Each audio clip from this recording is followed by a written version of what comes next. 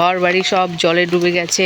Hey guys, welcome to my new blog. সবাই কেমন আছো? আশা করি সবাই খুব ভালো আছো। আর এখন বাজে হচ্ছে সকাল 9টা আর বাইরে পড়ছে বৃষ্টি। দিন রাতে বৃষ্টি হচ্ছে। চুপ কর না, এত সকাল থেকে একটু পড়তে বসালাম, এখন আর পড়তে বসছে না। আর ভেতরে আছে বুলবুলিরা, যেহেতু বাইরে বের হতে পারছে না, কান্না শুরু করেছে।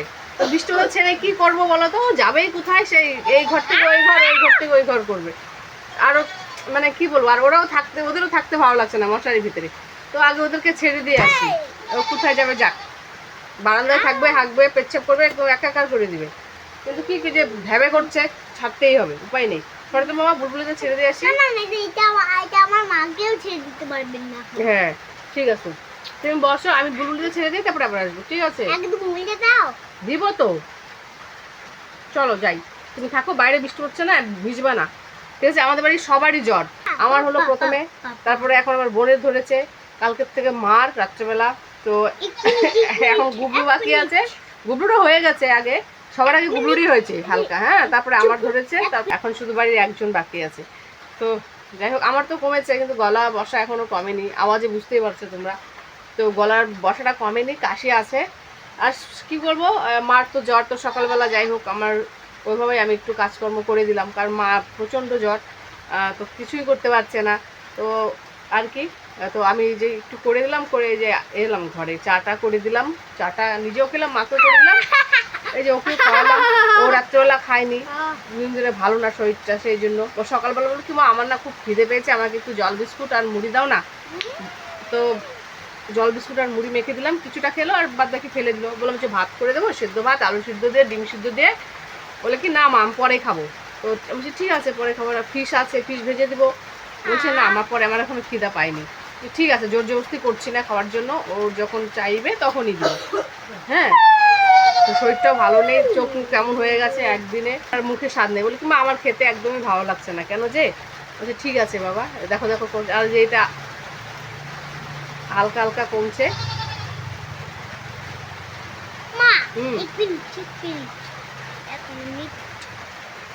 এটা এখানে একটু ওষুধ দিতে হবে বাবা। সকালে ওষুধটা খাইছো? সকালে ওষুধ খাওয়া হয়নি তো, ওষুধটা খাও, আর যে গালের ওষুধটা দিয়ে দিই। হ্যাঁ, আমি আগে বুলবুলিতে ছেড়ে দিয়েছি, ঠিক আছে? তুমি বসো। ছাতাটা কোথায়? এই বৃষ্টি হতে ছাগলগুলোকে ছেড়ে দেয়, যাবে কোথায় বলো তো?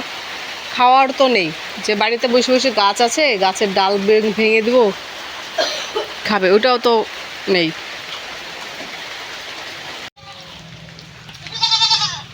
এই দেখো কি অবস্থা, কি অবস্থা, দাঁড়া।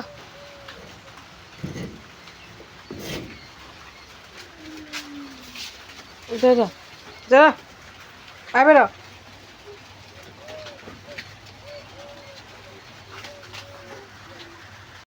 যা, এখন যাস না কেন? বৃষ্টির জন্য দাঁড়িয়ে আছে, যা যা।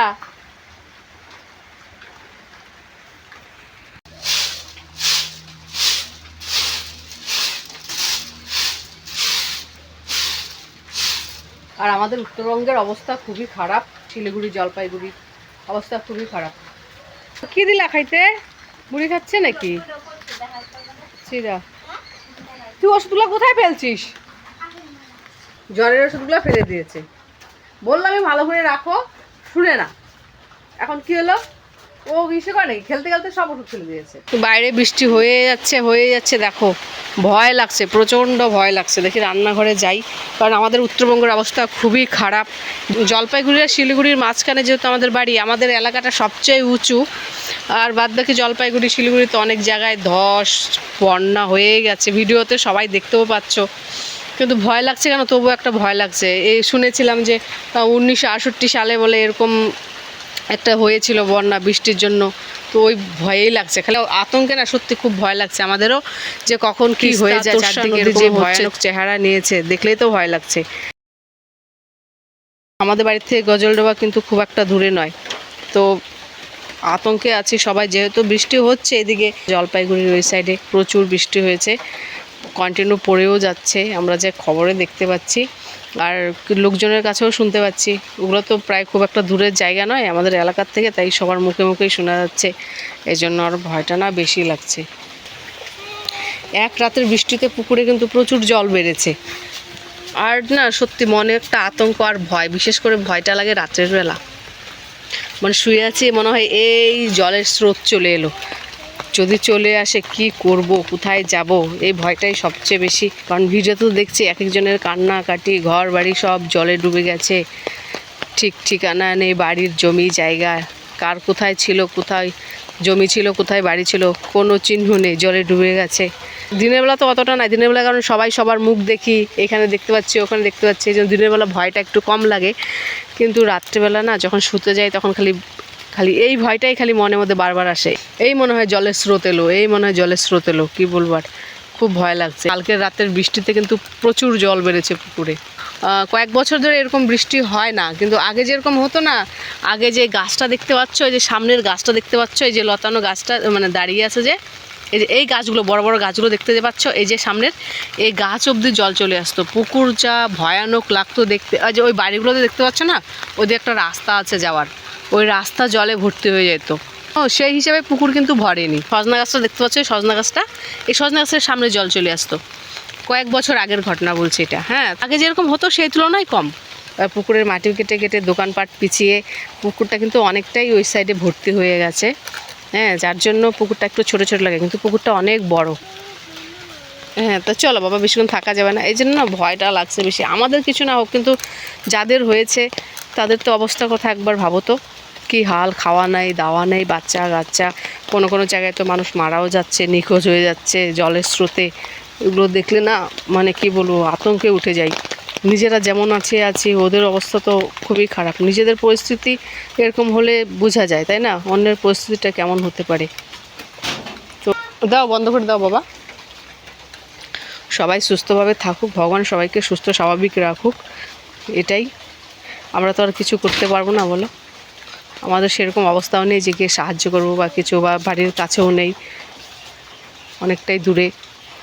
দেখছি, মন খারাপ লাগছে দেখে, ভালো লাগছে না দেখে, কি করতে পারি বলো। আমি এসেছি রান্নাঘরে ভাত বসানোর জন্য, দেখি মা ভাত বসিয়ে দিয়েছে, কালকের তরকারি আছে, এই আলু সিদ্ধ ভাত বসিয়ে দিল। সবারই তো জ্বর, এখানে কালকের তরকারি আছে, কালকে রান্নাই হয়ে গেছে দেরিতে, রাত্রেবেলা আর খাইনি, আমিও খাইনি, মাও খাইনি। যে মাছের ঝোল আছে এখানে, এই যে মাছের ঝোল আছে, নষ্ট হয়নি। হ্যাঁ, পটেটো, ওই যে পটেটো, আলু কালকে, পটেটো কালকে দেখতে হচ্ছে বাবা হাঁড়ির মধ্যেই রেখেছে। কারণ কী হয়েছে, চিকা ইঁদুরে নিয়ে প্রত্যেক দিন 2-3টা করে আলু নেয়। ওইখানে আছে, ওই দেখো, দেখতে পাচ্ছ, জল কম হলো নাকি, কদিন পরে মূলে উঠবে। এই মূলেগুলো স্বাদ নেই বাবা, সরো সরো সরো বাবা, এই কাজটা করে নেবো তুমি, উঠে যাও উঠে যাও উঠে যাও উঠে যাও, ওগুলো না, এগুলো একদমই আসবে না, তুমি সরো। চাল খাইছে না, ফেলে দিছে কি, বের কর ওকে, বের কর, বের কর, দরজা আটকা, তুই দরজা খুলে রাখছিস কেন, বের কর, দরজা বন্ধ কর।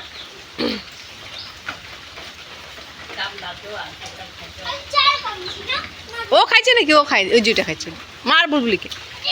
এ হয়েছে বাবা, হয়েছে হয়েছে, চলে চলে চলে চলে। হ্যাঁ হ্যাঁ, চলে আসো। তো আমার স্নান হয়ে গেল, এইমাত্র স্নান করে এলাম। বুবলুকে বললাম স্নান কর, ও স্নান করবে না। বাবা স্নান কর না, চলো স্নান করে যাই, চলো চলো চলো চলো। রান্নাবাড়া হয়ে গেল, রান্নাবাড়া করে বাসন মেজে স্নান করে নিলাম। মাকে বললাম যে তোমার স্নান করতে হবে না, কালকে স্নান না করলে পুজোকে দিবে। তো মা ঘরটা মুছে স্নান করতে গেছে এখন, এই জ্বর শরীর নিয়েই। ভালো লাগে না এখন, জ্বর শরীর নিয়ে স্নান করছি, জ্বরটা হয়তো আবার আসবে, মানে জ্বর তো আছে আর একটু বেশি হবে আর কি। বাবা চলো স্নান করে দিই, চলো।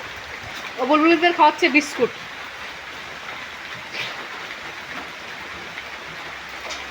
রান্নাঘর বন্ধ করো, 12টা বেজে গেছে এখন।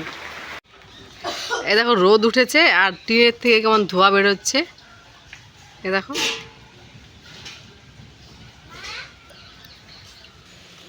রোদ উঠেছে চিলমিলি। এখন বাজে 1টা, তো বসে পড়লাম খেতে। আর বাইরে কিন্তু এখন প্রচণ্ড রোদ, এখন আবার গরম শুরু হয়েছে, দারুণ গরম লাগছে এখন। এই দেখো কী রোদ হয়েছে, খেতে বসলাম আর পুরো রোদটা হলো, নাহলে জামা কাপড়গুলো একটু বাইরে বের করে দিতাম।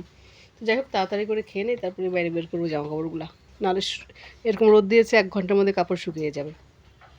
তো খাওয়া দাওয়া কমপ্লিট হয়ে গেছে, এখন বাজে হচ্ছে 1:15। চলো তুমি একটু ঘুমাবা বাবা।